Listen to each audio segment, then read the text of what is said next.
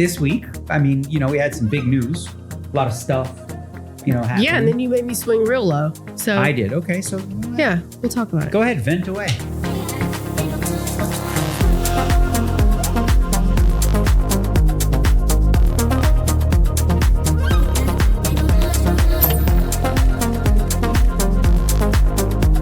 All right, people, welcome back. We got another episode of the Mania Pod, but before we get to the episode, I have to clarify, from the last episode, I mentioned that there was a woman who was trying to have sex with 1,000 men. Yeah. And many of you pointed out, math. That's not a thing because it's 100. So I added which is 100 doesn't even seem like that hard. Are you serious? Compared to 1,000? 100? Like, when you said 1,000, I thought it was just a silly joke almost. No, it's a real thing. But for some reason, I thought I had 1,000 because I thought 100 has already been done. Because I'm a historian on this. It probably sort of has thing. been done. You don't think? 100? Yeah. I mean, you'd know better. You live in the Hollywood lifestyle. Hollywood. Just go to a porn site. Well, whatever. I don't know.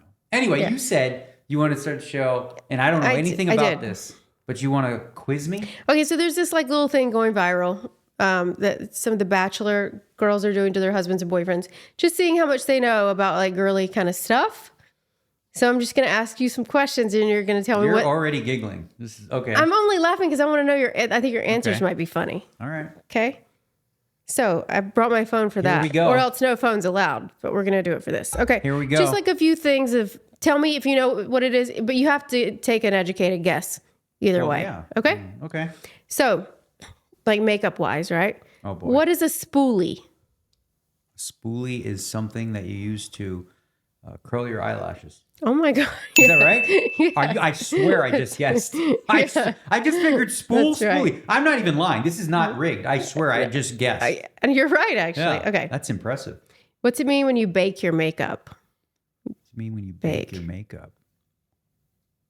It means when you bake your makeup. I don't know, like you mix it up and put the powder with the different colors stuff. Okay, a little more specific? What do you mean? More specific than mix it up? Like you mix it up and put the colors together. And that's called? Baking the fucking makeup. Okay, I'm going to give you, that's pretty close. That's right. I mean, yeah, I'm pretty That's good at right. this shit. That's right. Okay. I'm using logic. Deduction. All my poker skills coming to the forefront. Okay, I brought this because I knew you wouldn't know. I wouldn't know how to say it. What is this? What is this thing? Let me see it. And we'll let you guys see it too. No, you can't. It says it on the side. I can't even see it from here. What? I can't see it. I'll take it out. I'm not going to read the side. Yes, okay? you will. I'm not going to cheat. We've established that I don't cheat already. Okay, so what is this? This is. What is that called? I would say this is a makeup remover. Okay. What is it? What does it remove? It removes foundation. Yeah. Yes. I'm like the best. Oh my God. Not even cheating. That's funny. Okay.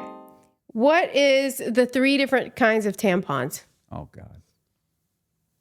There are 3 different ones. Tampons? Yeah, 3 different kinds. This is what y'all tuned in for. Tampon talk. No, I just want to know if you know. Okay. This is 3 fun. types? I mean, you're You're not talking about size. You're just talking about types.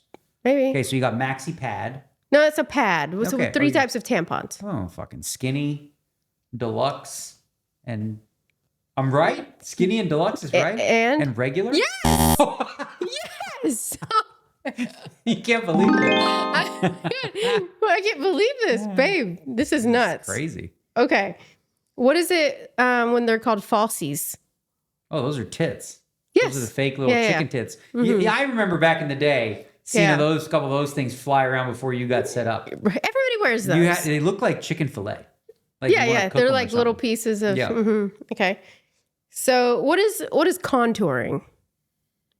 For makeup. Contouring would be shaping. Contouring would be shaping.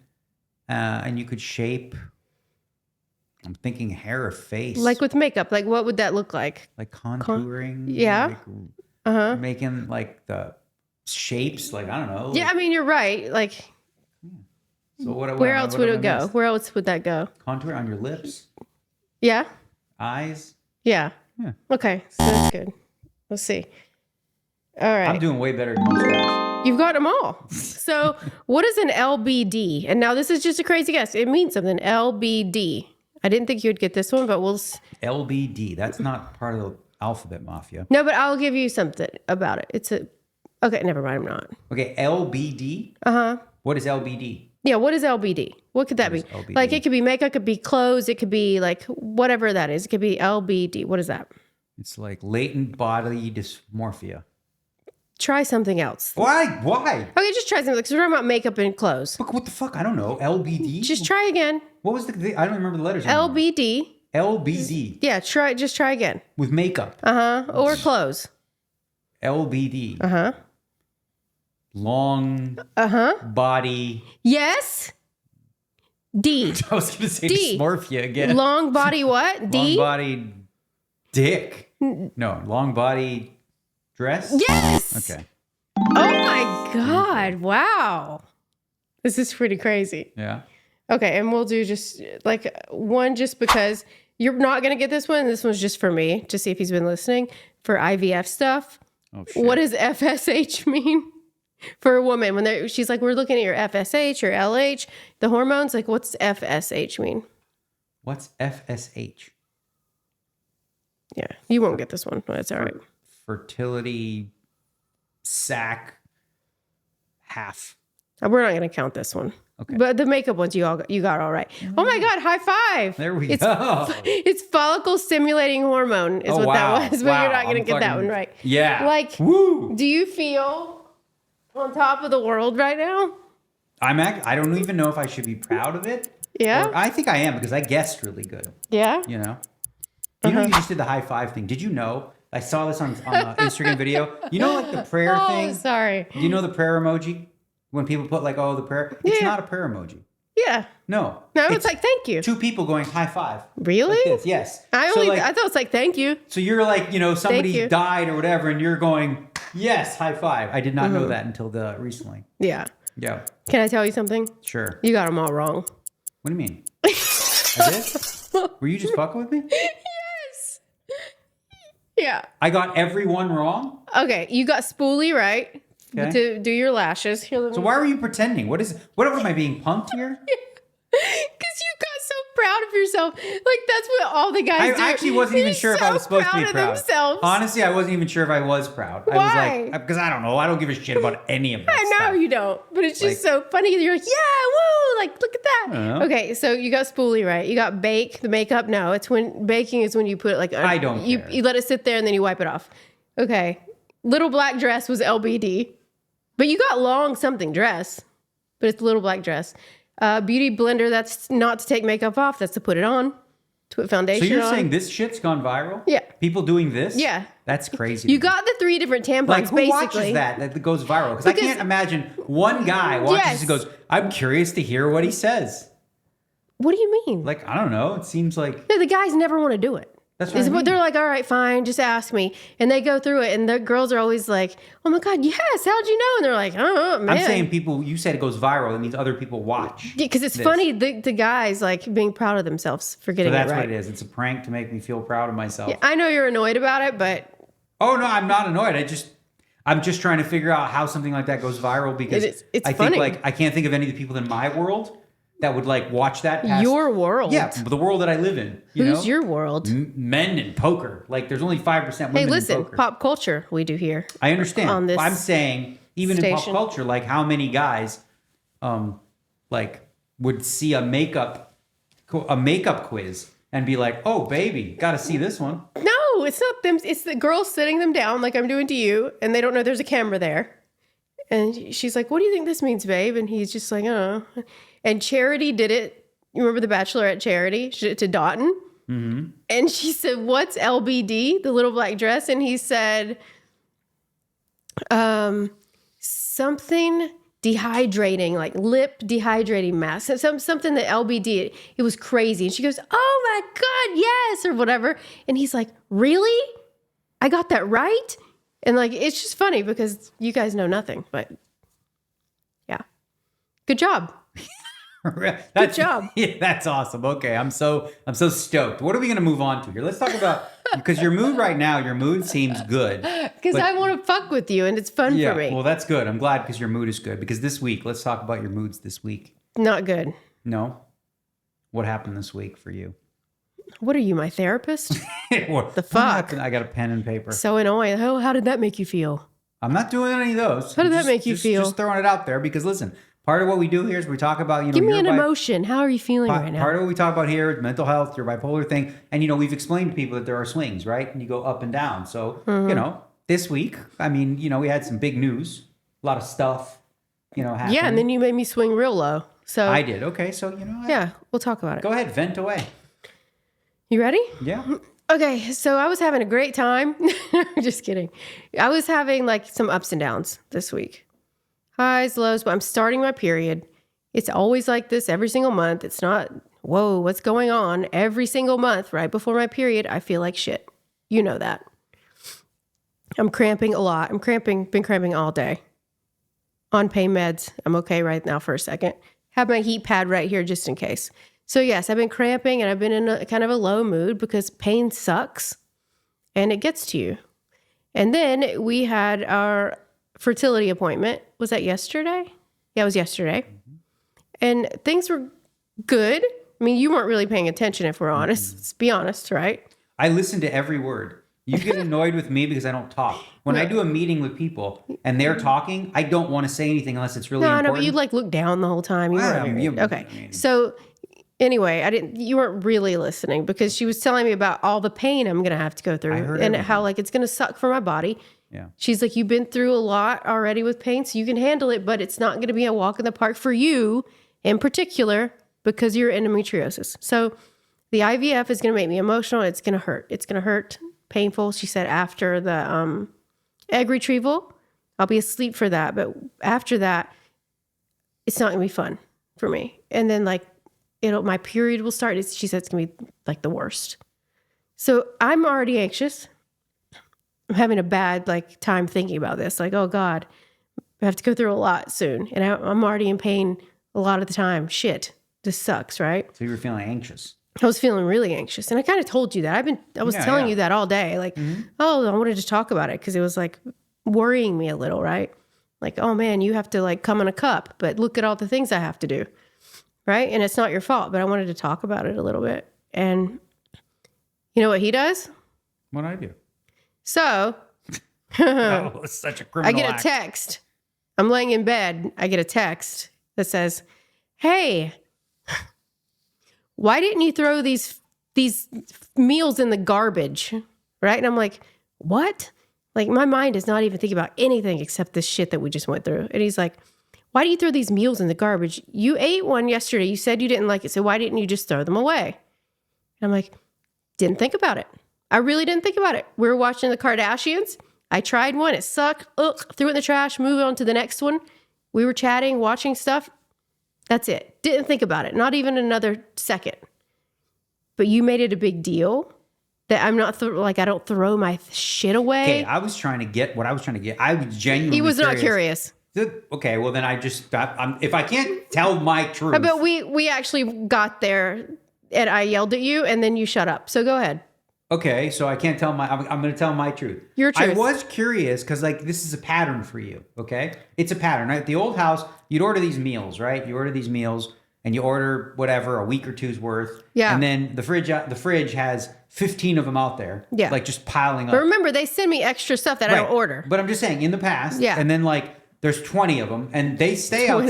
Yeah, there's 15, 20. And they'll never get thrown out if I don't do it, is what I'm saying, right? Which is why I'm saying, you just forget they're there, right? And then you just move on. So I'm like, you don't like these things. Why don't you just throw them out? I know, but so during a shitty fucking day where I'm anxious and in pain, you bring up passive aggressively, may I add, why don't I throw things away?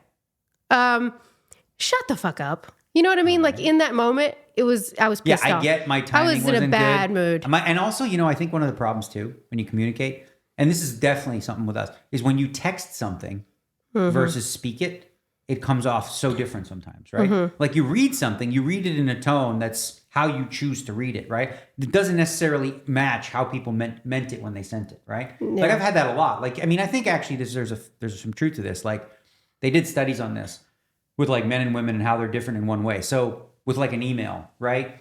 If your boss sends you an email that says, meet me in my office at 3 p.m., right? A woman reads that and they're like, oh, fuck, what did I do? Right? And they sort of have some anxiety about it. It's so straightforward or whatever. It's like, and the guy's like, cool, see you at 3.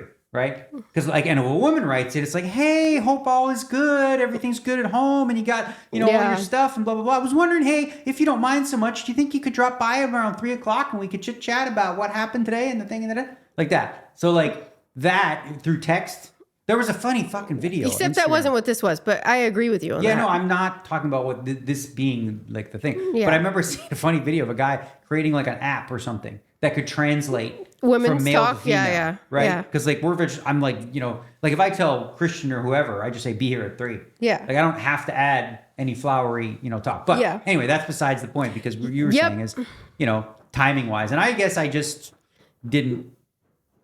I don't know. I should have not said it at that time. But the question is, I was really curious. Like you weren't curious. You were just annoyed that I didn't throw things away.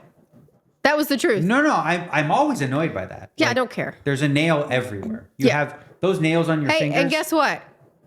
You were talking about a nail that wasn't there. What do you mean? You were like, there was a nail on the table. There was a nail. There was a nail. I got it. I'd already taken it before you mentioned it. It was gone. I saw a freaking nail next to the microwave. Yes. That was just hanging out there. Back on my finger. Listen, Pete, there's proof because during the vlog, I filmed it. Okay. I don't filmed care. There's a nail on the stairs. Yeah. There's a nail in my gym. Yeah. There's a nail in my weights. If you want to make lists of things that annoy me, we can do that too. And you won't like it. Well. So let's not go there. I didn't. So how did I act when I came down after that? Fucking hurricane, train wreck, angry. Your mood. I actually have not seen you like that in a long time. You got. Listen, I have so many. Like, there's so many eggshells that if I tip, fucking send her off. So I actually have to be conscious of things that I might just want to say and hold them and don't say them because not in that moment. This was a bad time. But I always have to consciously do that. Yeah, I do too, though. What? Like if you're playing poker, if you're doing this, you're too busy. I won't say certain things. I hold back. Like what? About like things I'm like worried about or things that like I need from you. Yeah, but I won't ask you while you're playing poker and stuff on purpose. Yeah, but if you do that, you're doing that for you, not me, because not some stuff. It has no impact because like when I'm playing, I have my phone on do not disturb. No, I mean like when you get home from poker and you're in bed, things like that. Oh, like and I'm about to pass out and go to sleep. And it's like a long like combo. Right when then I'll just like leave things. I don't mind it as long as it's I really don't, as long as it's quick and something that's important. Anything that's important, sure. Okay. Yeah, it's just your timing was awful.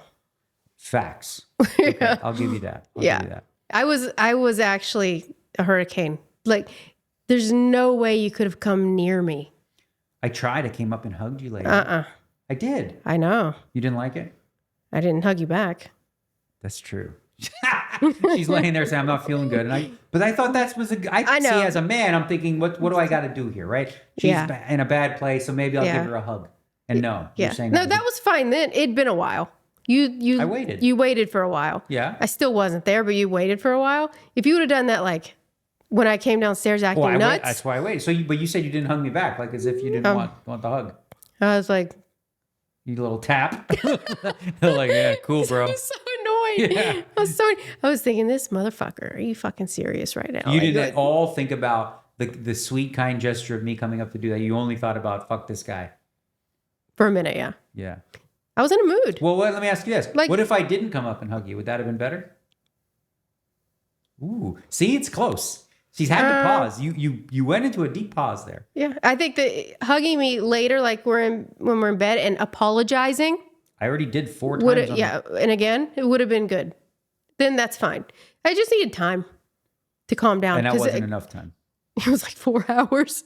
It was a long time. Yeah. You got to remember when I'm going, like hormones. Yeah. Wild. Well, on top of this, I was going to say, because you've got all that stuff going on, and then you have the anxiety of all this freaking IVF I was so nervous about that all day, and then you start talking about this weird shit. I'm like, oh my God, are you serious right now? I hate you. I was so mad, like so angry, but now I'm over it.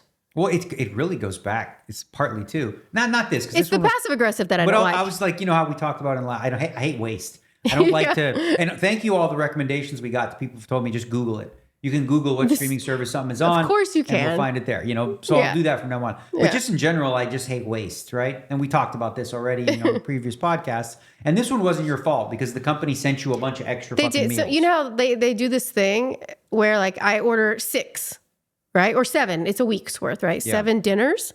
And then they want you to buy those extras. So sometimes they'll send me smoothies or they'll send me those breakfasts I've never gotten before. They'll send me like these little breakfast meals, I guess. And they sent way too much stuff. And I didn't even want that stuff. I don't even eat sausage or whatever they sent. So yeah, that wasn't really my fault there. No, exactly. Right. As I was saying, that wasn't it. It was just like, then I just thought to myself, okay, in my mind, I'm like, those things are in there. If I don't, here's what I think, okay, if I don't say anything and I don't bring it up and I don't throw them out, those things will be there for next Christmas. That's my thing. They will stick. And I'll tell you why I know this, because we've been together 5 years. I've known you a long time, even before that. But living together, and there's all these little things, I've seen it, Sometimes because these things get back ordered and you're not feeling them, you don't feel like eating them, but they keep on coming. And I bring in the new ones, I put them in the main fridge, then I take the other ones and I put them in the back fridge. Listen, he's very organized. Yes. We get it. Everybody gets it. Even a little OCD. Remember the guy today? I asked him the question. Did you see on Twitter? I said, did you get diagnosed OCD? Because he said, I do the same things as you, Daniel. And I'm a little OCD. And I said, hey, I was so excited about it. Did you get diagnosed? And he's like, no, but like Hallmark symptoms, right? Yeah. So I understand that you're very organized. I try to respect that. I don't fuck with the kitchen. I really don't. I try to leave. I leave your stuff alone. Like I don't move your stuff except for the scissors on purpose. I don't do any. See, one guy commented, by the way. He's like, "Hey, so if you think he's OCD and is suffering with a mental illness, I know. I'm like, fuck why off. would you purposely trigger him? What if he did that to you? He does. Do you think I ever purposely? But I'm saying with your bipolar stuff, you think I purposely trigger you? No, but you don't think ahead like you did yesterday. I think ahead more often than not. Every once in a while, hey, you know what? Old DNegs is human. Yeah. And we slip up. Yeah. You know what I'm saying? But overall, come on. This was like, I said you're usually really pretty good about it. We so never fight. I was shocked. Yeah. That I had my time was that bad. I lost it literally. Yeah. I don't think my temperature's been that high. Like my heart was racing. I was pacing the room. Were not about it. I was pacing the room. I was like, don't go out there. Don't go out there. Don't even go talk to him right now. Don't do it. Yeah. And then my food got here, so I had to come out.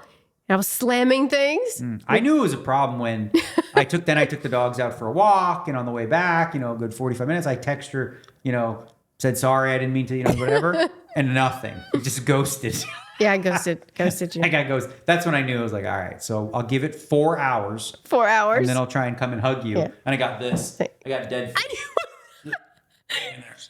Like this. Yeah.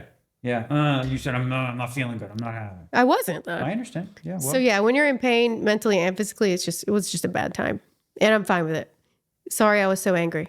No, that's all right. I mean, I get it. You had a lot of shit going on, and I was not being conscious or thoughtful about, how big of a deal it is to find out that you're going to go through hell. Yeah. Because it's soon too. Like this week. Yeah. So I was like, the IVF stuff, by the way, I was really excited about that. So going into the appointment, I was happy, right? Very excited. Oh my gosh, the numbers look fine. We're good to go. And it is, by the way. Found out I have PCOS, but neither here nor there. The numbers were good. Is that a good thing or a bad thing, PCOS? It's bad. I don't fucking know. It's polycystic ovary syndrome. Oh, okay. So who cares? We won't go into that right now. It's just more shit to deal with. But I went into that very happy because I knew that it was pretty good news from, emailing with them at least. And then when she tells me that it's gonna kind of suck, and when she said it's not gonna be a walk in the park, and that she said take a week after the actual procedure, and just you're gonna be laying in bed because you're gonna have the worst period ever. And I already have the worst periods ever. That scared me a little. Yeah. Because she knows what I go through already. And she's telling me that means it's really going to suck. Yeah. She did say you're uniquely capable because you're used to dealing with life. She said, you've been through hell and back with this stuff. You can handle pain, but take pain meds. Like me, I handle pain like a champ. Yeah. No, I'm kidding. I'm obviously kidding. Yeah. I'm not I don't do well with pain. Any remote pain. It's like, No. I remember saying something really stupid once when you were like in fucking the midst of your period. And I was like, I hurt my thumb. Oh God. You've done that many times, by the way. Oh, my finger, I hurt my finger. You don't mean to do it, but you say things like say, I'll be up in pain and I've been up all night, like laying in the closet with a heating pad on the floor. And I'm like dead with dark circles under my eyes. And I've been maybe gotten 2 hours of spaced out sleep. And you go, oh man, like I only got 7 hours of sleep last night, just not feeling my best. And I'm like, oh my God, like I just can't even believe that you can forget, things like that. Yeah. No, I hear you. Okay. Yeah. Big thing I want to talk about. And I don't, but guys, everything with IVF is good. I just want to put that out there. We're good. We're good. So I asked you before we came down and you were like, I don't really want to talk about this right now, but I was sort of, because I wanted to kind of cover this topic in a sense because it relates somewhat to, what you deal with. All right, let's fight. Well, this isn't about a fight. This is kidding. I'm curious about, so one of the things that's common with you is you isolate for long periods of time.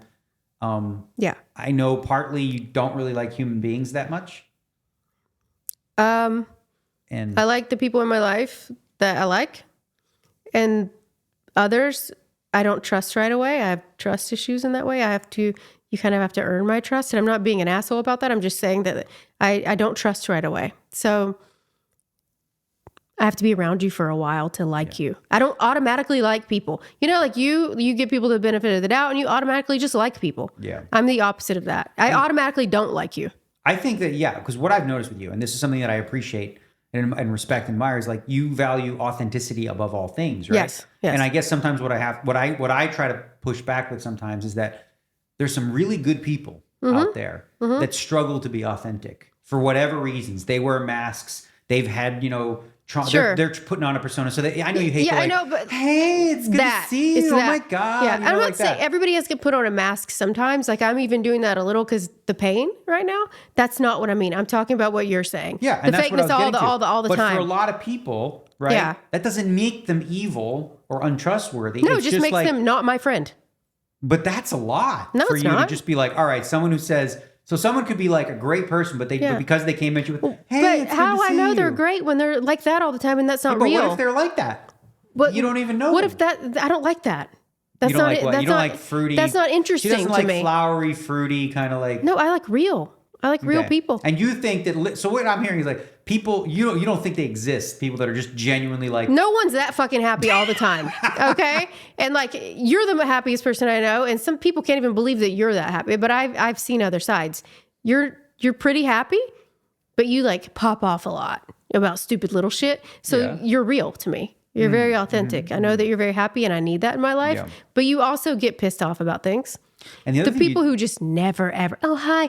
And they look at you like robots with the big smiles. Yeah. I can't fucking take it. And I don't need any more friends. I mean, hey, fucking mic drop right there. I mean, that's the truth. I don't You do one thing. The people that are your loyal, like friends. I'm very loyal to you. You're very loyal with the people that you know, but you are also quick to, if somebody wrongs you. That's it. And the thing is, and which is bad. I know that's bad. We had an issue this week that came up, and I'm so glad that I went to the source to handle it. Yeah. And I'll be vague about it, but like there was something that was written about our podcast, and it was phrased in such a way where it sort of seemed like a slam on Amanda or whatever. It did, yeah. And so she was, you were pretty convinced that it was like, fuck that, what's this, right? Yeah. So I actually reached out to the source, asked, and then they showed the text and everything. It was like, no, totally not the thing, right? Which is why I think it's really important, again, one of those 4 agreements. Yeah. One of the big ones is don't make assumptions. Yeah. Right. So you went, and I get why. Like I read it and I saw what it was said, and it was like, I get why you'd be upset by that, but my view is always just go to the source, and rather than assume something that might not be what you think it is. I guess for me, if I have any interest or if I like the person, then going to the source makes sense for me because right? Because maybe I'd want to be friends with that person or like them, but I was like. You know them better than I do. So maybe you can do that if you want to. Yeah, I was just annoyed. I do that even with people. I'll tell you, I've done this over the years. I've seen people write horrifying shit about me on Twitter. Yeah. Right? Yeah. Or, sometimes I just have a vibe with somebody. I was singled out. That's what it was. Yeah. It was just me. Yeah. Okay. So I've had people who have talked shit about me. I've had others that I can just tell don't like me. Mm-hmm. And I'm like, you just ask. It's just, I don't have any sort of qualms about it. I'll be like, hey, you got a problem with me? If so, I'm here to listen. Yeah. Right? I've done that so many times and people actually genuinely appreciate it. Mm-hmm. And sometimes even if they do have a problem with me, they'll explain. I had one guy, I won't name, but like years ago when I was doing Poker VT, which is like a training site. I remember Poker VT. Yeah, we had a guy who, was doing videos for us. He's a poker player, whatever. And I saw some shit. He was talking shit about me. And I'm like, huh. So I reached out to him privately, DM, not public. I don't, Yeah. Public. I was like, hey man, I just, I saw your tweet, which was shitting on me. And I was like, so, did I do something to you or whatever? And he's like, oh, well, thanks for reaching out, man. But yeah, years ago, you were really shitty to me in a spot where you sort of like, and I was like, and I just said, listen, man, I believe you. Yeah. I don't remember it like you remember it. But then again, so here's the thing too, when you live as I have in poker, right? The altercations or, conversations I have with people, a lot of times, if they're up and comers, are going to be way more meaningful to them than me. Right? Yeah. Just like anything, if like you go of course, like that's their moment with you and you kind of ruined it. Well, yeah, and it's like it's so much more of a memorable moment for them. And, right. Again, I think sometimes they might make assumptions about it because, like, let's say I didn't give them the time of day. And I've experienced it myself. You know how we talk about this too with like celebrities. I don't really like bothering celebrities and whatever. Yeah, it's like actually to another level. You really don't like talking to people who are like bigger celebrities than you. Yeah, I've always been uncomfortable with it. Yeah. When I did the Choice Center, Robin actually made a very good point to me. She said, because like I'm always like, my thought process, I don't want to bother them. Yeah. I know what it's like. Maybe not on that level, but I also don't want them to think I want something from them. Right? Well, no one thinks that when you're like. So what I end up doing is often I'll come off as like standoffish more than anything. Yeah, it seems and she weird. said to me something. She said, Daniel, did you ever think that maybe they wanted to meet you? Sure. And that's a self-worth conversation. Yeah. Right? That's me like not feeling worthy of their time, because the thing is a lot of those types of people I would have a lot in common with.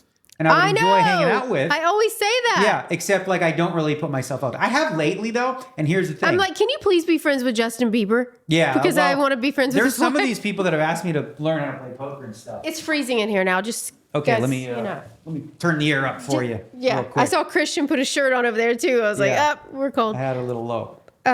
Yeah, but we can keep talking. No, I was like, noticed that from the very beginning that you act that way around celebrities, like bigger celebrities. I started to realize it too. I'm like, man, this guy probably thinks I'm an asshole. Yeah. Because I even did it. Oh my God, this is so stupid. You come off so weird. This is so stupid. This happened. I was golfing. We were golfing. Me and Christian, we were golfing. He's like, looking at you. And so I know, I used to play poker with Renee Angelique, Celine's husband. I like him. I know her kids. One of her kids, I was at a restaurant at Yard House. He bought me, he secretly bought me dinner or whatever. So I have a rapport with them, friendly with them, And so we're golfing and we play through a group. And in the group is Celine Dion. Oh, look how you said her name. Dion. Wait. So Celine is like, she's like, she puts her hand out and says, I'm Celine. And I was like, yeah, Daniel. And then I just ignored her. Because you're so awkward. I talked to everybody else. Right? I was like, talking to everybody else or whatever. Yeah. And I just kind of was like, so yeah, there's no question that when it comes to that stuff, I'm the opposite of Phil Hellmuth. I'm going to make you work on this. Phil Hellmuth he'll go up to Denzel Washington, right? Yeah. On the sidelines, go, hey, Denzel, I'm sure you love my work. Like he'll go up to Jay-Z, like, Jay-Z, yeah, hey, you and I, we're moguls. With Tiger Woods, he talks about how, me and Tiger, we have 16 majors apiece. It's like, yeah, like they're comparable. You know what I mean? So he's got. No, I give him props for it. I honestly do. We call him the billionaire wrangler too, because he for some reason, billionaires, he finds them. There's a billionaire in the crowd. He has a lot of admiration for people that are successful, whether it's, in, sport or athletics or in business, right? Yeah. He puts a lot of stock in it. I think partly, he likes being associated with it, which I get. It makes sense. He likes that sort of thing. But he's so brazen and so it's such a characteristic that I think a lot of people in poker specifically who don't have a brand, if you will. Yeah. And they envy or they mock him. They mock Hellmuth all the time.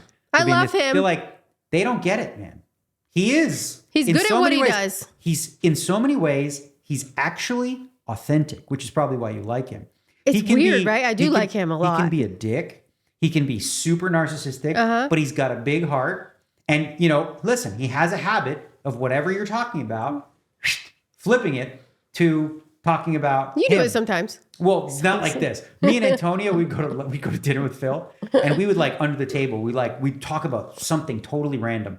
And we would count how long it would take before we bring it about him. Yeah. We talked about Victor Ramden, who does Doctors Without Borders. I love him. And how he goes in there into Ghana and all this stuff, and he helps people. And then it's within seconds, Helmuth, I've raised millions and millions of dollars for charity myself. And, Antonio nudges me and all that kind of stuff. But it's just, so with everybody. But it's not fake. There's still something authentic about it. Especially in today's world, I think, one of the mistakes we make is we pigeonhole people as this or that, but humans are complex, right? Yeah. Example, Elon Musk, okay? Elon Musk, a lot of people don't like this guy. He is clearly a meme troll, right? He does. He puts memes, he talks shit, he does all this kind of stuff. But he's also fucking brilliant, and he's also, doing so much for humanity and all that sort of stuff. And so when you think of a human, everyone has we're also complex and we have our good side and our bad. I have my bad side as well. And I'm aware of it, but I try to, much like you, I try to appreciate just authenticity, and I do, Yeah, but you're just a little more forgiving to people in ways that you still want to be friends with people who are like that sometimes, and I can't get on board. Because you know what? I think here's what I think. You're more empathetic than me. We'll give it. That's a fact. Empathetic? Right? Yes. Yes, I know. Which doesn't sound like it right now, but I am. You are way more empathetic, but not in this case. Yeah. In this case. When you see people being authentic, you just go, they suck, right? I try to think of why are they like that? Yeah. Why are they I do think so like that when people are a lot of things, but just when it's like that, just have no interest. Think about imagine this, right? You're a girl in school, you're in the 6th grade or whatever, and all the cool girls, you want to hang out with them and they all talk a certain way and they act a certain way and you want to fit in. Because you want to be so you start doing that. Now you play this role of being different. Something, right? But now you grow, and now you're 18, 22, and it's still there. That sort of persona or person that's not really you is there. But I don't think you don't have any redeeming qualities underneath that. And it usually comes when people do that from major insecurity. Totally. And I think that some of the ones that we're talking about, though, are people who I knew before. They were like that. Sometimes there are people, say in poker, that I knew years ago that were very authentic and normal, and then became this weird persona. And it was oh, what the fuck is happening? Why are they acting like that? I don't know, but and I get it. Listen, I was going to talk about Robin. Robin is the lady who ran that Choice Center thing many, many years ago that I did. And, she talked about this too. She deals with a lot of people that in their daily life, they're kind of victim-y. The woe is me's, and she's always there to help them. That's kind of her idea, her job, if you will, is to help coach people, right? In her free time, she gets to choose who she hangs out with. So she likes to hang out with people that are empowered, that lift her up, and give her that energy. So I get why for you, in your circle, you want to be around authentic people. I get that. It's just more interesting. Yeah. I like people who are interesting, I don't care if you are a drug addict. I don't care if you are this or that, bad, good, ugly, doesn't matter if you are who you are. Because those kind of people have better stories, you have better conversations. I don't want to sit here and go, oh my God, hi. What did you do this weekend? Do you want to hang out? Love your Do you want to get drinks? Oh my God, where did that? That's not interesting for me. It's just annoying. But you always do it in that voice too. Because that's their voice. All of them. They all sound like that. You know who I had really a lot of respect for? Who? When we were at your birthday dinner? Who? Christian's wife, Amy. Oh, because we haven't had a lot of time to spend together in a normal setting, in adults. And, she had some in wines. An adult setting. We would say we're not talking about what she said or anything, but she was very blunt and honest, and I hadn't seen her in that way before because I hadn't really gotten to hang out with her at all. Too, yeah. And I talked about it for days. I was I like her. I like what she said. Did you hear? She was kind of telling you fuck, you are really dumb about that. Part of what you though, part of what your version of authenticity is people that are willing to talk shit. Kinda. Yes. Not people that are all fluffy. Listen, you're not a sunny rainbows and flowers. You wear sunglasses when there's sun inside the fucking house. I'm bipolar, guys. You're I understand, you got that vampire vibe. So, your life, you actually live a life where isolation is, I was going to ask this question because it's sort of on the topic of isolation. You got to take the good with the bad, man. Right. When COVID happened, right? So I said this before, I think, but I think two things happen for couples, especially us. We just got married and COVID happened, right? But we had Eddie living with us. Yeah, two things happen. Either you bond and you grow closer together, or, you separate. And I think, we bonded incredibly well, and, we really just kind of grew from that. Mm-hmm. But I wonder too, the mental health toll it took, not just on like but for you, of course, but like so many people. Yeah. Like that whole period of like disassociating from others and just like your whole life is Zoom, you're not actually, in a community and reaching out to people. I feel like since that point too, it's sort of been hard to get back to just the idea of like, hanging out with people. Yeah, and all just that. like going out and stuff like that. Is that fair? Probably a little bit. I think honestly, it just depends on where I'm at. So do you think it played a role though, in terms of like, because before that, we were going out with a lot of different people and stuff like that. And then COVID hit and of course everyone. Yeah, I had a down depression. It lasted a really long time. Yeah. The downswing was long. Yeah. I've been thinking about that because I'd say, and again, we were not going to go down this path, but like, it's okay. Probably one of the things that's harder for me is, one of the things I enjoy, of course, is I like, to go to dinners and shows and have some wine and all that kind of stuff. And, and that can be more difficult for you, especially number one, for planning, because some days it's just not for you. Right. Yep. And two, I think one of the harder things is that since you found that alcohol, that's the reason, by the way, for you, like how hard is that for you? Like that's the reason. Drinking? That's like the main reason that going out is hard for me.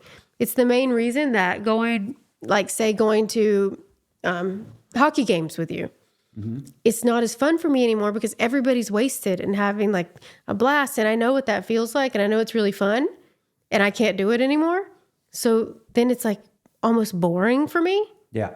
It's hard to like explain what that feels like. Like if I was someone who had never drank before in my life and I don't know what I'm missing, like the fun that I had before, then I think that would be different. But I used to do that all the time with you. Yeah. And then it just kind of got cut off because of my medication and what it does to me, my moods and everything. So that's a huge part of it. Yeah, I'm not going to lie. So I don't drink very often, right? But I do enjoy it, right? It's never been a quote unquote when we problem. go to dinner, you drink. It's never been a problem for me. But I will say that I did a charity event recently, Keep Memory Alive, for Jack Binion at the Cleveland Clinic. And I'm in my November. I promised myself in November, I'm going to like do my exact diet, work out hard so I can get in shape for December. Yeah. And so I went there and there was like my favorite wine and I could fucking smell it. I know you kept texting me about it. It was calling my name and everybody around me was ordering it. It was Cayman Special Select. And I'm just, oh my God. But I'll tell you what. It's a good test. Yes. So number one, I was proud of the fact that I didn't. Yeah. But it was also way less fun as a result. See? Like I would have far more enjoyed having a few glasses of wine. So going forward for you, do you feel like alcohol is you'll never drink again, or do you feel like it's No, I never said that I was I'm asking, over that. No, I just don't know.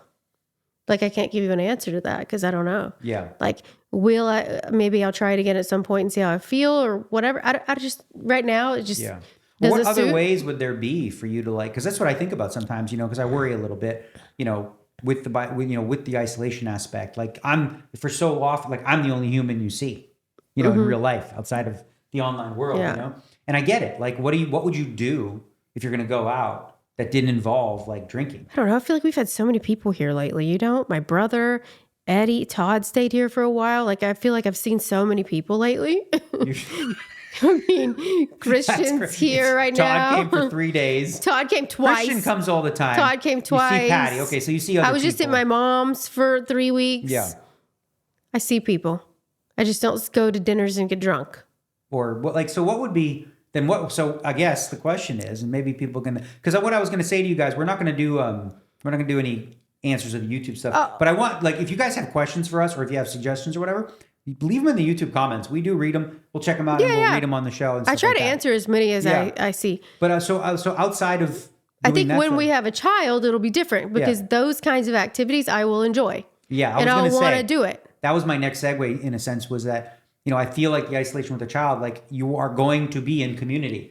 Your kids are going to meet other kids and they're going to be other. Every outing doesn't involve around drinking. Exactly. Right. That's what I'm actually excited about. Mm-hmm. You get to do other things Fun things. You get to be a kid again with your kid, and you don't have to worry that like everybody's drinking. It's a bar. Like I don't have to feel that shitty, like, I don't know. I feel like I'm missing something sometimes when we're out like that. And I think I've read like a ton, like, and watched Huberman and all these people who are alcohol free now. Tons of people are doing alcohol free. I mean, it's a big business right now. And it seems to be that like, there's just a curve. And like, after you get over the hump of like it not feeling so boring for you anymore, then you don't care as much. Yeah. Right. But I haven't given myself enough outings to feel that yet. So the last one, when we went out for your birthday and like half the table wasn't drinking, I felt good and happy about that. Like Christian doesn't drink. Amy had a couple, I think, or whatever, but they're not like big drinkers. And I don't know, there was like 3 or 4 people at the table who didn't. And it didn't make me feel like left out. So is that difficult for you then? Let's say if we went out and I drink? No. When it's just you and me or whatever? No, or I don't just care. me, you, and other people or whatever? No, like when Eddie, you and Todd, you guys were drinking when he was here, and I was fine with it. Yeah. I don't care. Yeah, here and there. But like it's just rough when it's like at a place like a bar or like a restaurant when it's wine, you want to drink. I get it. Like I want to, but I can't. That's why I think like, okay, so for a lot of other people, they find other activities they enjoy doing, right? And that's something I think where maybe that's like, I get, with the kid, that's easy to do. But I've thought about it for a while. I'm like, all right, well, if we're not going to do that, like what do you want to do that's fun for you? Yeah. That incorporates like leaving the house. Yeah. Because this house is beautiful. Beautiful. We love it. We don't really have any reason to leave. Shit. But, probably healthy to get outside every once in a while. Yeah. Sorry, the mic came off the side of the table. She got it. She's an expert over there. No, I'm not. Not at this one, but I'm getting there. You got it? Yeah. Okay. I think also I've been focused on my psych degree. Oh, right. So I've been busier than you think. Right. Because the thing, like, that's the difference, right? So if I drink a lot of alcohol, the next day I'm like a little hungover, whatever, but I'm fine, right? Mm-hmm. For you, it has an effect on your just sort of like chemical balance of your brain for a long period of time. And it can throw you off. I was going to say, and I don't think that people probably didn't notice, but the last episode, our second episode, I wasn't feeling like myself. I really wasn't. My brain was a lot slower than normal. Like the first episode, my brain was like amped and I was happy. And like, I could think with bipolar, sometimes your thoughts are either fast or they're slow. Is how I can explain that. And if you're in depression, they're really slow, but sometimes you're just off, right? Yeah. In the last episode, I was just, my thoughts just weren't coming to me as fast. And I'm used to having quick, fast thoughts. So I didn't know if people, did you notice? No, not really. Yeah? Yeah, it's probably more in your head than anything. I mean, you come off. I know and you're that also like a performer anyway, so you just step up when you need to. That's true, but I think that once you like, when what's your deal? Here's how I can explain it. When you just a word, you can't figure out a word. Like it's, you're just thinking, you're like, what is that? It's like on the tip of my tongue kind of word. I was feeling like that a lot during the last episode. So on the note of like, okay. So, but yes, we'll go out and we'll do other things. But when we have a kid, it's going to be different. It's going to be way more fun, I think. Yeah, exactly. And there's like, you're not like, I mean, obviously it's a thing you could do. You're not limited in these activities that only adults do and go to bars and go to clubs. Yeah. You get to go do all these fun things. Yeah. I'm excited about that. I am too. I'm excited. I'm excited. Yeah. I'm excited also too, because when we moved here to Lake Las Vegas, part of what I love about here, I've been in Vegas for over 20 years now. And I've never felt like, Vegas always felt like a place where there's displaced people from other places. And it's never been community. Same. Here, when people choose to live on the lake, there's like a lake people vibe. Lake people, yeah. I talked to, I mean, at our other house, I didn't know any of my neighbors. I didn't know the neighbors next door. I know I know the neighbors here. I know all of them. I see them when we walk the dogs. We stop and chat. I used to do lots of stop and chats. You're a Larry David stop and chat. Yeah, and I've also found myself wanting to like meet. Like I never do this because I'm a pretty, sometimes people want to be my friend. But I'm like, no. But I'm like more open to that. A guy, I met before we had our gym here. I met a guy at the gym at the South Shore, and he's like, hey, I know you. He's like, if you want to go golfing or something like that. And I said, okay, we'll exchange numbers and stuff like that. I noticed that here in Lake Las Vegas, you're open to having friends that live here. But like, say we're at the Strip and someone did that, you're like, oh God, no. Yeah, like, because I feel like I want to be part of this community. I want to be the mayor of Lake Las Vegas. I know. No, we talked about that. If you can run for the mayor of Lake Las Vegas, you're going to do it. No, but it's such a beautiful. You should be on the HOA. Oh God, no. Those people. They find us $100. Again. Hold on, I'm just going to get my lip stuff. Keep talking. Yeah, they fined us $100 because we got a basketball court in the back, and they said you need to put the thing down or otherwise. It's like so stupid because it's aesthetically a problem. to see it from Aesthetically the road. unpleasing. Is that what it Yeah, is? I guess. So I don't think so, though. I think it's kind of pretty. I mean, it's, but they HOAs, they don't really give a shit. Yeah. I wanted to go into family stuff with you and alcohol, right? Because Yeah. you, Family stuff and alcohol. So like, I mean, I was going to go into that, and also like alcohol, cocaine. Like, what comes first of all? Alcohol. Alcohol first, right? Yeah. So in your like child, so you never felt like, In my childhood, did you ever feel like alcohol was a problem, or was cocaine, or was just you were, whatever? one leads to the other. When I had a problem, like in LA and stuff, Come here. like when I had like a real problem, cocaine was my problem. Cocaine. But only if I drank. He wants you. Come here. Come here, buddy. He's wanted you for a minute. Jesus. You wanted to- I got the okay, heat good. pad. Okay, alcohol was a problem, I guess, but cocaine was my real problem. When you grew up, was alcohol and drugs like part of your life Yes. in like family stuff? Yeah. Right. So there's a lot of addiction in my family. And I promised myself I would not be that way. I promised myself I would never do cocaine because I grew up around that. And remember I that. knew that I promised I would never, ever do it. I don't want to be like that. I saw what it did to people. And then, shit happens. Like, I feel like that happens a lot of times when you end up going down that path. I don't know if it's not genetics because it's not really, I don't know. It could be partly genetics and not environmental, but You talk about it's that. I weird. remember when you're a boyfriend that you had when he did cocaine and you freaked out. This was before you went down that road. Joe, Yeah. Well, I don't know what to say. I don't give a shit. Yeah. Okay. But yeah. You were like, I can't believe you're doing this. I'm freaked out. and all Oh, this kind I of stuff. text him to be sure I could talk about this. Oh, okay, cool. So, Joe, Seabach. Yeah. Well, there you go. It doesn't really matter. I ask because I don't like putting people out there about like drugs and things like that. If they don't want people to know, it's a big deal, right? And he said people already know. It's okay. Yeah. So he was the first person I tried cocaine with, and I liked it too much. Yeah. And I was 22, something like that, when that happened. And yeah, then LA got the best of me. I think that like I said, remember you would start out like day drinking, and then it just went from there. People just always had drugs there. I don't know. But then it started to become a problem with me, with my friend, which we won't name her name because I don't know. Right. No. But I did a lot with her. And one time I really felt like my heart was going to blow out of my chest. I really did. And I wonder if it has anything to do with the arrhythmia and why I have that. Could be. Or if it's just genetic, because they said, I don't know why exactly.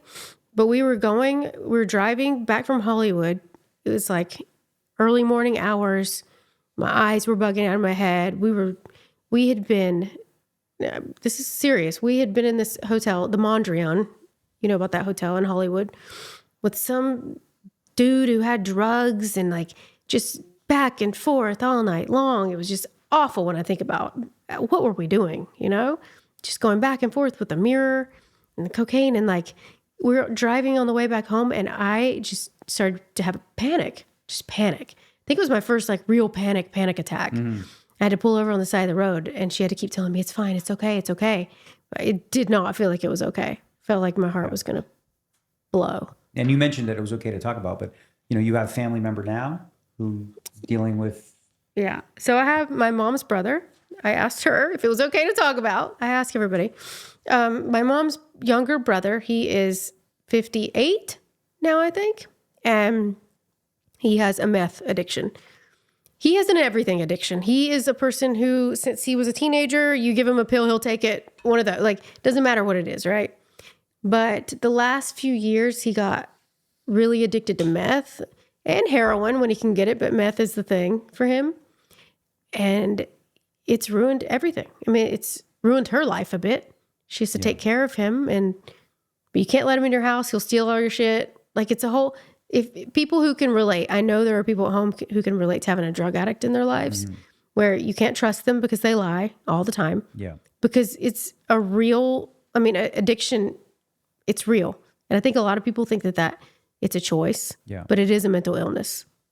Well, he went to rehab, right? We sent him. Yeah, we sent him to rehab. We sent him to rehab like 3 years ago. Really, really good. And I think my learning from it too. And obviously I've had friends throughout, like in poker, several guys, some of them no longer with us probably because of drugs. Yeah. And I remember like, just through that process, understanding like that it's the rehab alone is not enough, because you go to the rehab and it's great and you feel great. But then just like, coming out of jail after 30 years or something like that, then you got to go into the real world and you've got nothing, right? You have a record.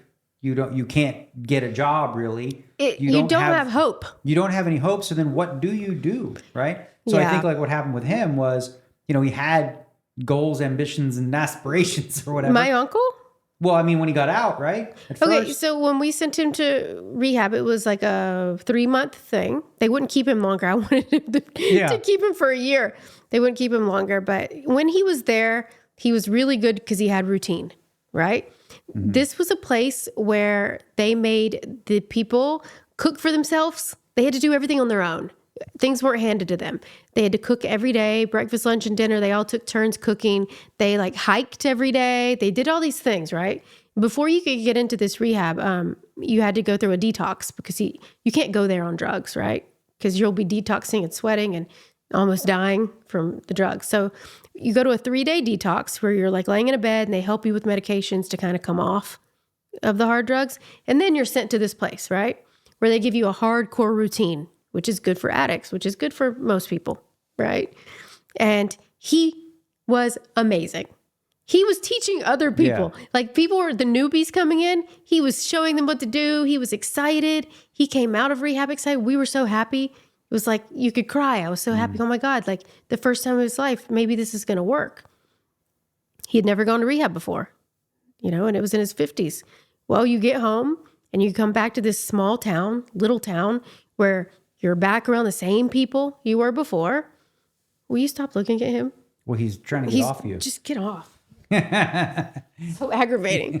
So you come back to this small town where you're around the same people, the same drug addicts, and you end up just going back to what you were doing before. If you don't go to meetings every day, you don't do the work, then... I think, too, it's just like, not having a... what do you call it? What's the word I'm looking at? Like a foundation or a purpose, right? Like having no purpose other than... Because he's also disabled. So like he can't work. He gets a check every month. It's like nothing, right? So you have no hope because you can't really have like a career. I think he would do great working with other addicts if he was clean. So the question then, like for me, gets to, okay, so you went to rehab, right? Like what now? Like what way? Because I think a lot of people... had a plan. Right. A lot of people have people in their life that, you wonder like, do I write this person off? Right? Everybody did, but my mom. What's left? Like what's left to do? Going back to rehab? I mean, I still help him sometimes. We're the only ones who we haven't written him off. But help him. Like, what does that mean? What does that even look like? What does that mean? Help him? Like give him food? Throw him a few bucks here and there. But that's, what does that really... But like, no, it doesn't help him, but my mom will always feed him, right? She's always said like, if he needs food, she'll bring him food. You're not paying attention because you can't like stop looking at him. I'm totally listening. What do you mean I'm not paying attention? You're like just staring at the dog. I'm God. Like if I look to the right, no, you're going like this. Look, you're going. Yeah. So what do you mean I'm not paying attention? I can't like connect with you when you're doing that. Oh my God. Okay. He's fine. Look at him. Okay. He's fine. Jesus. See, this is what she does. Like if we're watching a fucking TV show or something like that. Oh, and you're texting the whole time? And I look at my watch for 2 seconds. Oh, you missed the fucking what? What did I miss? No, but look, is this hard? Like we're talking and I'm going. It's not constant. Look, he wants back up. Huh? It's weird. He wants back like up. I can't connect with you. He's staring at you. I'm sorry, Rocky. I'm not going to keep lifting him up and down. I'll get him and then I'm the mean one. I'm going to be the mean parent. Yeah, right. You're the freaking pusher. No, I'm not. Look. So. Okay, you can come back. It's fine. What I was saying is I had a plan for him when he came out of rehab. Yeah. He was supposed to go to meetings at least 3 times a week. So he has no car. He has no license. He's gotten in too much trouble. He can't have a license, I don't think. So he couldn't get to these meetings. He like started at first like taking like a bus, but you got to remember this is a really small town. Not a lot of like public transportation and shit. Do you think my mom's going to drive him to meetings every day, all of the week? Yeah. Feed him. It's like having a child, right? But we got him an apartment, got him set up. told him where these meetings were, like did the whole thing. And for about 3 months, he did really well.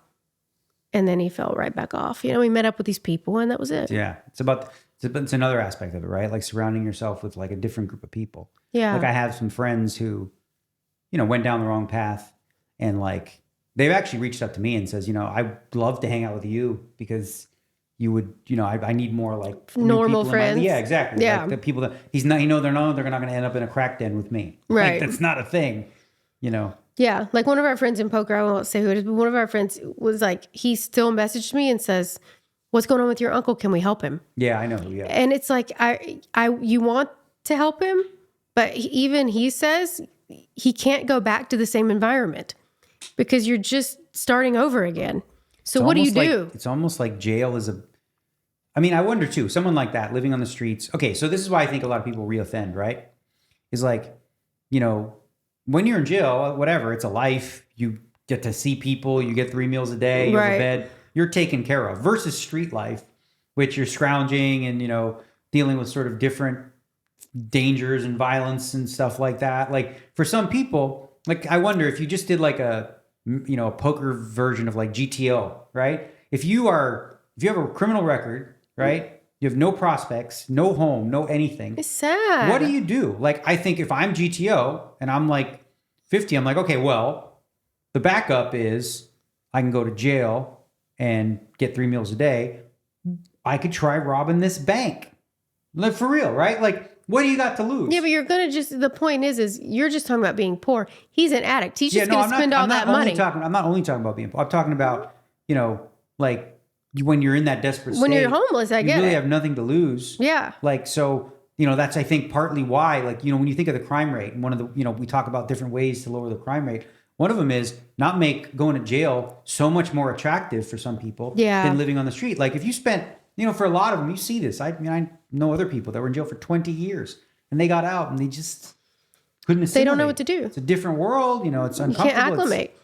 Like Shawshank Redemption is a good example. You know, you got out and it's like, what do I do now? That's why I know a lot of people agree with me on this, but like what they do in Canada, you know, the guy that I talked to about the drug intervention stuff, where they give you safe injection sites and all the things.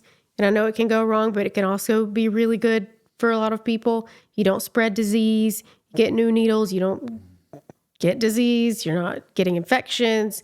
And if you are about to die, they can help you, right? Yeah. If you're at a place like that. I feel like we need more of that. I know some people are going to disagree, but also the Canadian guy that I talked to about this stuff, he's great. What's his last name? Guy something. Anyway, he has a thing where he's saying, what is it? The beauty blender? Yeah. He's saying jail or getting sober doesn't solve the homeless part of it. Yeah, exactly. That's the thing. So you say you get sober, you're doing great. You get out, you have nowhere to go. Exactly. So now what? Mm-hmm. So we're not giving people housing. We're not helping them out enough. There was an episode, I just started watching that Orange is the New Black. I know I'm late. I know it was 10 years ago or whatever. Yeah. There was an episode of one of the women, she got out, went back to the hood where she's from, and they wouldn't let her sleep there, and she had nothing going on. She went back. Went back to jail. Like what? Yeah. There was nothing for her. You know, there's so no hope. I think his point was you have to solve the homelessness before that can even work to get people sober. You get sober, you got to have a place to go. Yeah. Yeah. Anyway, so yes, that's happening in my life as well. Lots of stuff. Yeah. Okay, I wanted to close with something that I thought was funny. Okay. A little bit, but we watched, maybe funny because of your reaction to it. Both of us were super excited. It was like a throwback. We're going to watch the Jake Paul, Mike Tyson fight. I was so excited about it. Go Mike Tyson. The fight ends up, I've seen too many, the fight was rigged. I mean, it's flat out. Like, I didn't know that until you told me. I mean, I watched there were spots Tyson could have ended him, you know? Yeah. And he pulled But he just looked so weak on his legs. And Jake Paul later in the video admitted he sort of carried him later, but you said you noticed right before he went out that something was off. I did. I think he knew okay, this is going to be He looked nervous. He didn't look like the killer Mike. But the thing that I wanted to talk about was, can we play this clip, Christian? Can we play that clip of the interview of the 13-year-old girl who interviews Mike Tyson? Let's play that clip. Well, in your return to the ring for this fight, you are setting a monumental opportunity for kids my age to see the legend Mike Tyson in the ring for the first time. So after such a successful career, what type of legacy would you like to leave behind when it's all said and done? Well, I don't know. I don't believe in the word legacy. I just think that's another word for ego. Legacy doesn't mean nothing. That's just some word everybody grabbed onto. Someone said that word and everyone grabbed on the word, so now it's used every 5 seconds. It means absolutely nothing to me. I'm just passing through. I'm going to die, and it's going to be over. Who cares about legacy after that? What a big ego. So I'm going to die. I want people to think that I'm this, I'm great. No, we're nothing. We're just dead. We're dust. We're absolutely nothing. Our legacy is nothing. Well, thank you so much for sharing that. That is something that I have not heard before, someone say that as an answer. So thank you so much for giving me that kind of idea as well. Can you really imagine somebody say, I want my legacy to be this way when you're dead? Why do you want somebody to think? You think somebody really wants to think about you? What's the audacity? I think, I want people to think about me when I'm gone. Who the fuck cares about me when I'm gone? Well, my kids, maybe, or grandkids. Who the fuck cares? And again, thank you so much for sharing that. Okay, so you had thoughts about this, the whole relation to legacy and all that stuff. Because what did he just say about her? He just said to her that, like, legacy is just all about ego. You just end up with dust and you're dead. You're dead. He said legacy is all about ego. And like, anyway, you're dead, you're dead. Who do you to think someone's thinking about you? Who are you to think someone's thinking about After you? You're dead After you're dead, you're dead. Like, it's just an ego thing. Like, no one is thinking about you. Right? Yeah, no, for the normal person, it's like, why do you care? What is your problem? So what you were speaking to is like, why do people care about leaving a legacy? Right. Like, what's the point? We've had this conversation before. That's why it's funny, right? Yeah. So, but I think the whatever I'd say the devil's advocate about it is, I agree in principle, the idea of like giving a shit what people think of you after you're dead is kind of silly. But if that idea or that notion makes you want to live like a better life or accomplish more things in this world, like, then it could be a plus. Let's say we spoke about him earlier. Let's say an Elon Musk, right? Let's say he's going to leave a legacy. Whatever. But I'm just saying, like, the more he cared about that, right, the more he would potentially want to do things to, save us from destruction or something like that. And I think just in general, like, well, we're talking about like normal people too. We're not just talking about like someone who's like this genius Elon Musk, right? Like Mike Tyson's talking about everybody in general and a legacy, too. But I'm saying like a legacy could be simply this too. A legacy could be your children. You left an imprint on them, on what it's like to, be like a man or a woman or whatever like that, to be a mother. And so you leave that, like you go on to the next thing, but like you left the legacy for your kids. Okay. When I think about legacy, I guess I don't think about like just like. So if you think about legacy, less like about that. Yeah. If you think legacy, less about you specifically. Yes. But more so about others. I think most people think about them. Like if I want our kids to have a good life. Yeah. When we go, I want them to have good memories of what I left for them in terms of instilling values and being a role model. I get all that. That's just not what I think most people think about. I think most people think about leaving a legacy like they did something so great. Yeah. Please, everybody, look at me, remember me. Okay, so she's on Team Tyson with that one. I love Tyson's answer. I thought it was hilarious. And the little girl was like, what? It's so obvious he didn't realize he's talking to a child. He forgot. And you know what she did? She was amazing. Great. She was unbelievable. She was as good as you were back in the day. She's the best interviewer ever, this little girl. She just was like, whoa, you know what? Never thought of that perspective. Never thought about it. That's awesome. Well put, Mr. Tyson. It blew my mind how good she was. I'm like, is this a real 13-year-old? She was good. Yeah, no, she was really good. So that's our thoughts on legacy. It's kind of what we want to leave you on. Yeah, hopefully it wasn't such a downer today with all the, the drugs and the moods and all the things. What do you think this freaking show is? This is it's up and down, I know. You worry about your mood, but it's like that's part of the deal. The authenticity, the transparency of our relationship. We started off butting heads right here. I felt it. We did. I was like, this, what are we doing That's why I wanted to start off with a fun game. Yeah, that game. Because I knew it was coming. That fun fucking game, makeup. That was like exhilarating. Know what? The truth is the reason he's mad is that all those answers weren't I'm really right. Not. That's not true. That's the truth. The truth is like he was so excited that he was right about everything. And now he got like annoyed that that was a fake. Normally you read me really well. This is a really bad read. Yeah. Okay. I do not care. Okay. Anyways, y'all, on that note, wrapping up another episode. See you next week.